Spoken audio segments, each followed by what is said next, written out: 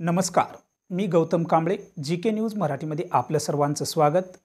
तुम्ही पाहत आहात मराठवाड्याच्या कुशीतलं जी.के. न्यूज मराठी. आता घेऊ विविध क्षेत्रातील राजकीय, सामाजिक, आर्थिक, कृषी आणि क्रीडा व तसेच शैक्षणिक विषयी घडामोडींचा आढावा. चला तर वळूया पुढील बातमीकडे. आगामी काळात विधानसभेची लगीनघाई लक्षात घेऊन निवडणूक कधी लागेल याचा नेम नसल्याने माजी आमदार प्रदीप नाईक यांनी किनवट तालुक्यात भेटीगाठीवर जोर दिलाय व कार्यकर्त्यांशी थेट संवाद साधण्यास सुरुवात केली आहे. महाविकास आघाडीच्या सूचनेचे काटेकोरपणे पालन करत लोकसभा निवडणुकीदरम्यान रात्रंदिवस एक करत महाविकास आघाडीचे हिंगोली लोकसभेचे उमेदवार नागेश पाटील आष्टीकर यांना किनवट माहूर मतदारसंघातून अधिक मताची बेरीज जुळवत अधिक मतांनी लीड देऊन निवडून आणले. अशा या किनवट माहूर मतदारसंघात मतदारांशी संवाद साधण्यासाठी माजी आमदार प्रदीप नाईक यांनी इस्लापूर, शिवनी, कुपटी, कोसमेट, कोलारी, भिस्सी, पांगरी या गावांना भेटी देऊन मतदारांशी संवाद साधत असता मोठ्या प्रमाणात त्यांना उत्स्फूर्त प्रतिसाद मिळत आहे. माजी आमदार प्रदीप नाईक हे शिवनी येथे आले असता एक संयमी आणि विकासभिमुख नेता म्हणून त्यांच्याकडे पाहिले जाते. त्यांच्या या कर्तृत्व गुणावर विश्वास ठेवून सेवानिवृत्त गणपत राठोड यांनी माजी आमदार प्रदीप नाईक यांच्या प्रमुख उपस्थितीत राष्ट्रवादी काँग्रेस शरदचंद्र पवार गटात प्रवेश केला.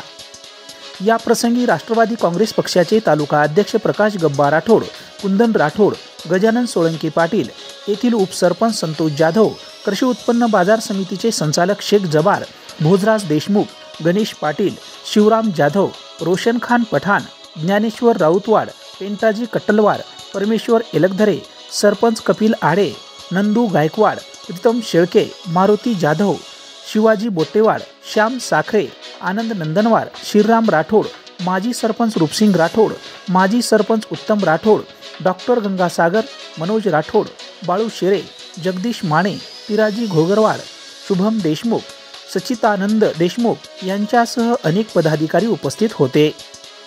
माजी आमदार प्रदीप नाईक हे कोलारी, भिस्सी येथे गेले असता त्यांनी प्रथम बाळूमामा मंदिरात जाऊन बाळूमामा यांचे दर्शन घेतले आणि त्यानंतर मतदाराशी संवाद साधत असताना भिस्सी येथील नागरिकांनी नाईक साहेब, तुमच्या कार्यकाळात आमच्या भिस्सी येथे अनेक विकास कामे झाली आहेत. आता तर आमचे गाव विकास कामापासून कोसो दूर असल्याचे येथील नागरिकांनी सांगितले असता माजी आमदार प्रदीप नाईक या प्रसंगी बोलताना म्हणाले की माझ्या कार्यकाळात मी कुठलाही भेदभाव न ठेवता प्रत्येक गावांना विकास कामाबाबत निधी उपलब्ध करून दिला आहे आणि प्रत्येक गावात विकास कामे झाली आहेत. मी प्रामाणिकपणे काम करणारा व्यक्ती आहे. विधानसभा निवडणुकीत अधिक मतांनी विजय करून तुमच्या विकास कामाबाबत, तुमच्या मुलांच्या बेरोजगारीबाबत, शेतकऱ्यांच्या प्रश्नाबाबत, तसेच शाळा, आरोग्य, सिंचन, महागाई, घरकुल असे तुमचे प्रश्न सोडवून मांडण्यासाठी विधानसभेत पाठवायचे आहे.